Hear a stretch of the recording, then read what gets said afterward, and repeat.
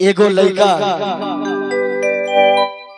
एगो लड़की से कहतिया बेचारा के बहुत दिल टूटल बा। त लड़का उ लड़किया से कहता कि दिल ना लगई है हो गोरिया रे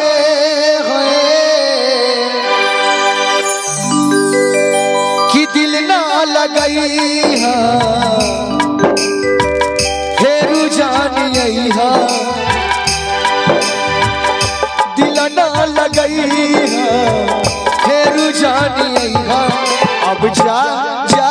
जा जा भूला जाइए अब जा जा जा जा जा जा जा भूला जाइए दिल ना लगई है हो गोरिया रे दिल ना लगई है दिल ना लगई है फेरू जानी आई है अब जा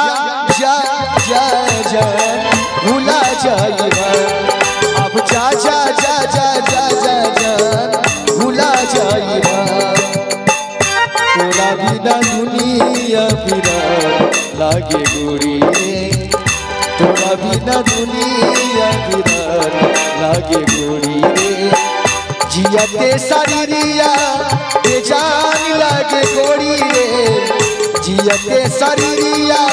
बेजान लागे गोरी रे तोरा बिना दुनिया बिना लागे गोरी रे तोरा बिना दुनिया बिना लागे गोरी रे अब जा जा जा जा जा जा भूला जाइए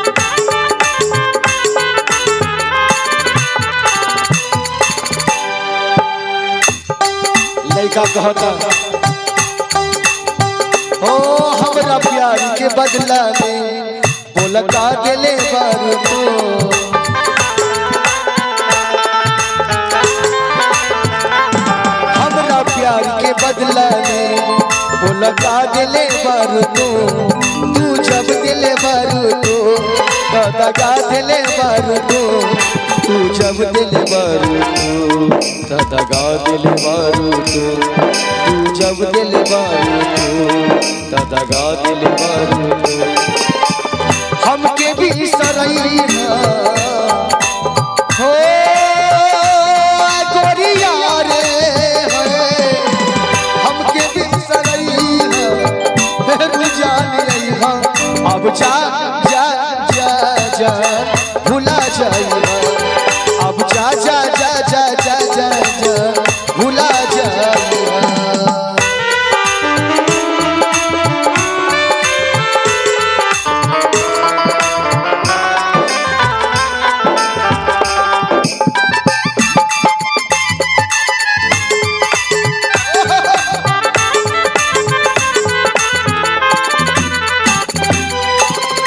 और हमारे राजीव भैया ढोलक में संघर्ष कर रहे हैं और कीबोर्ड में हमारे शरवण जी तो हला के दे हले ई करे जा तारी के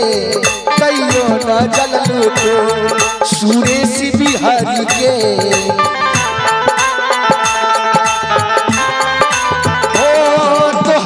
के दे दिहल ई करे जा कही के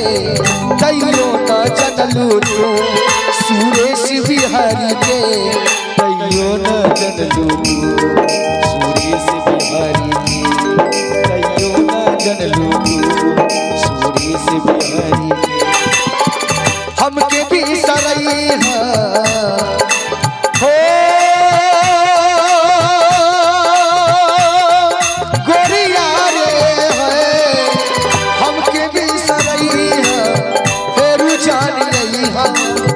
हमके भी सरई है फेरू जानी अब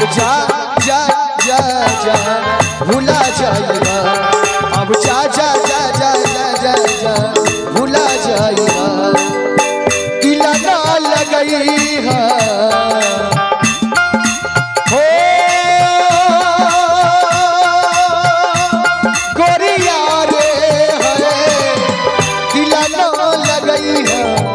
दिल न लगई है फेरू जानी है अब जा जा जा जा भुला जाइबा अब जा जा जा